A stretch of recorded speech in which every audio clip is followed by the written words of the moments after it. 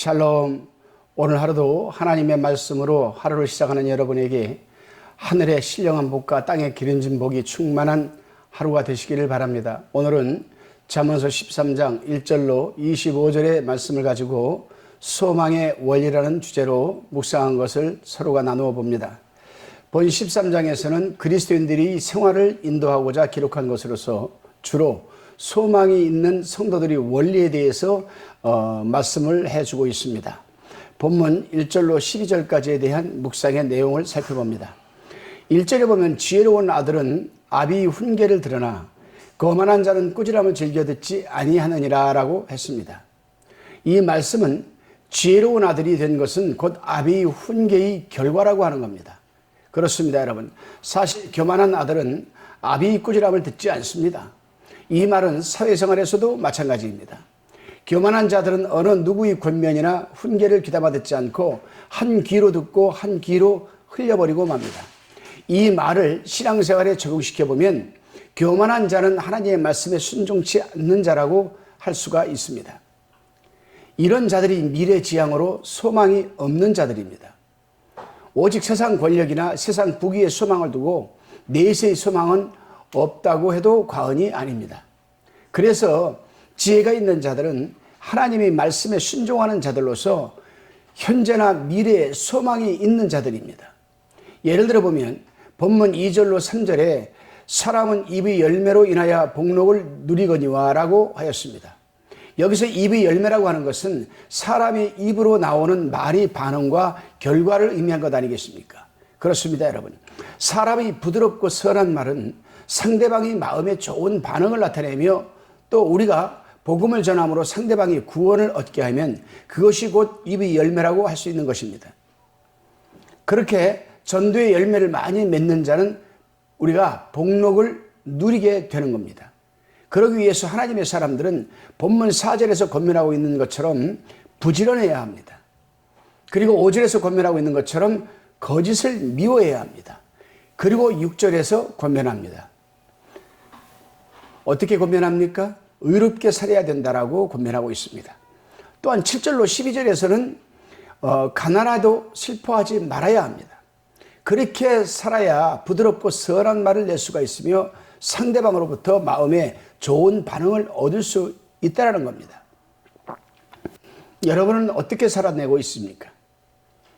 여러분은 본문에서 말하는 것처럼 가난해도 슬퍼하지 말고 기쁜 심령으로 살아가고 있습니까? 그리고 부드럽고 선한 말로 살아내고 있습니까? 그래서 상대방으로부터 좋은 반응을 얻어낼 수가 있습니까? 오늘 하루가 그 한 날이 되시기를 바랍니다. 다시금 13절로 17절까지에 대한 묵상의 내용입니다. 잠언서 19장 16절을 보면은 계명을 지키는 자는 자기의 영혼을 지키거니와 그 행실을 삼가지 아니하는 자는 죽으리라라고 말씀했습니다. 사람이 하나님의 계명에 대한 최대의 존경은 순종하며 말씀대로 살아내는 겁니다. 그렇습니다, 여러분. 말씀이 우리에게 주어진 것은 그냥 읽고 머리에만 지식적으로 담아두는 것이 아니라 그 말씀대로 행하라고 주신 것입니다. 만일 그 말씀을 읽고 행하지 않으면 그것은 말씀을 주신 하나님을 멸시하는 행위라는 겁니다. 중요한 것은 기록한 하나님의 말씀을 누가 멸시한다고 해서 그 가치가 소멸되거나 그 말씀 자체가 없어지는 것은 아니라는 사실입니다. 다만 그 말씀을 멸시하는 자는 멸망하고 만다라는 겁니다.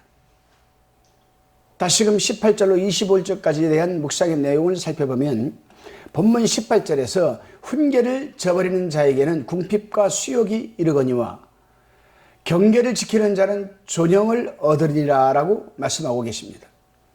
하나님의 말씀은 예언의 능력이 있고 성취의 능력이 있습니다. 그렇기 때문에 하나님의 말씀에 너희가 순종하면 너희를 높여주시겠다고 하고 반드시 그렇게 성취도 되는 겁니다. 왜냐하면 하나님의 말씀은 예언의 능력과 성취의 능력 외에 진리이기 때문입니다. 그렇습니다, 여러분. 이 세상에서 가장 슬기롭고 지혜와 지식 있는 자는 하나님의 말씀을 귀담아 듣고 마음판에 새기고 그 말씀대로 살아내는 자들입니다.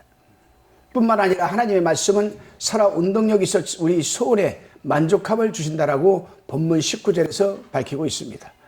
다시금 20절에 보게 되면 지혜로운 자와 동행하면 지혜를 얻고라고 하였습니다.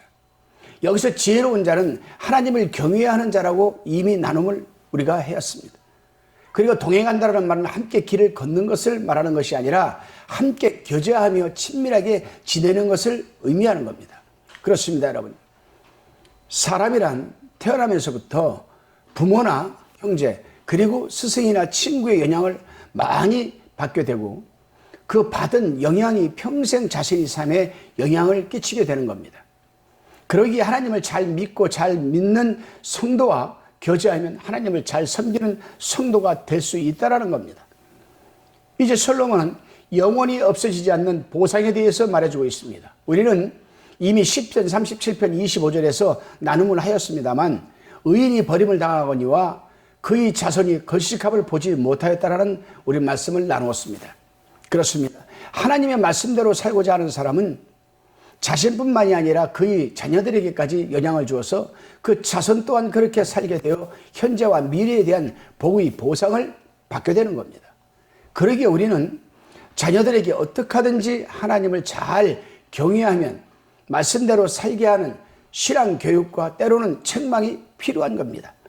또 그렇게 하라고 본문 24절에서 우리에게 주의하고 있습니다. 사랑하는 성도 여러분, 그리고 동역자 여러분, 우리는 교회에서 성도들에게 또는 가정에서 여러분 자녀들에게 어떻게 하든지 하나님을 잘 경외하는 방법을 가르쳐야 됩니다. 그 방법은 아주 쉽습니다. 하나님 말씀을 읽고 듣고 그 말씀대로 살아가는 신앙교육, 이것이 굉장히 중요합니다. 우리는 오늘 이 말씀을 들으면서 하나님을 잘 경외하고 또 하나님 말씀대로 살아내는 그 신앙교육과 또한 책망이 우리에게 주어지는 하루가 되시기를 주님의 이름으로 축원합니다. 기도드립니다. 주님, 오늘도 저와 함께 교제를 나누는 사람들에게 선하고 좋은 말들로 나누게 하시고 말씀대로 살아가는 하루가 되게 하여 주옵소서. 또한 우리 자녀들에게 하나님의 사랑을 전하게 하시고 그들의 마음을 움직여 주셔서 하나님의 말씀대로 살아가게 하옵소서. 감사드리오며 예수님의 이름으로 기도드리옵나이다. 아멘.